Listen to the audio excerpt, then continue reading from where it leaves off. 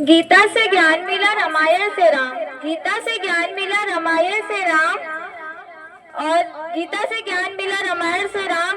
भाग्य से हिंदू धर्म मिला और किस्मत से हिंदुस्तान। आदरणीय प्रधानाचार्य जी और सभी शिक्षक, मेरे सभी छोटे बड़े भाई बहनों, आप सभी को गणतंत्रता दिवस की हार्दिक शुभकामनाएं। मेरा नाम शालिनी सिंह है, मैं कक्षा 9 की छात्रा हूँ। मैं आप सभी को स्वतंत्रता दिवस के बारे में अपने मन के विचार को आप सबके सामने प्रस्तुत करना चाहती हूँ।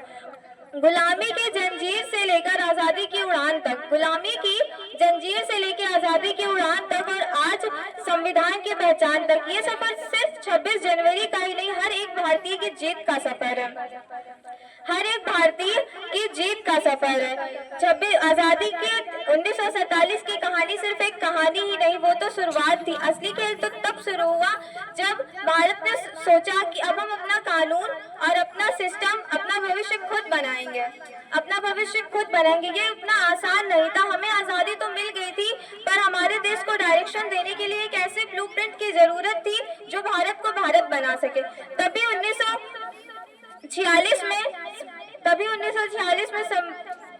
1946 में संविधान सभा बनी। 2 साल की मेहनत, बहस और परिचर्चा हुई, तब जाकर भारत का सबसे बड़ा लिखित संविधान तैयार हुआ, भारतीय संविधान। अब संविधान तो तैयार हो गया था, पर उसको सवाल ये था कि लागू कब किया जाए, क्योंकि 1930 में 26 जनवरी के ही दिन हमारे भारत ने पूर्ण स्वराज का नारा दिया था और यही वजह है कि संविधान को लागू करने के लिए 26 जनवरी ही चुनी गई।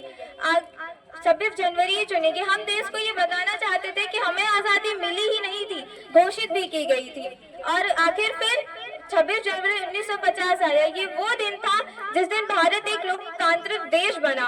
उस दिन आजादी सिर्फ भावनाओं में ही नहीं, कानून में बदल गई। आजादी सिर्फ भावनाओं में ही नहीं, कानून में भी बदल गई। भारत की जनता जो सिर्फ एक जनता ही नहीं रही, वह एक शक्ति बन गई।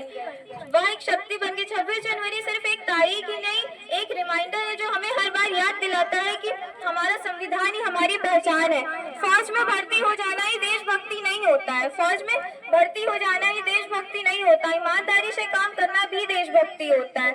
सोशल मीडिया का समझदारी से इस्तेमाल करना भी देशभक्ति होता है। आज हमारा भारत साइंस में, स्पेस में, टेक्नोलॉजी में, सब चीज में आगे बढ़ रहा है, पर वो फिर भी खुद के ही देश से, खुद के ही लोगों से लड़ रहा है। क्योंकि आजकल हम जातियों पे नफरत, ये सब चीजों पे हम खुद से ही लड़ते जा रहे हैं। तो हमें अपनी आजादी को अब संभाल कर रखना है। इस पे चलना है। हमारा कर्तव्य बनता है कि हम अपनी अमानत, अपनी आजादी को संभाल कर रखें। जय हिंद, जय भारत।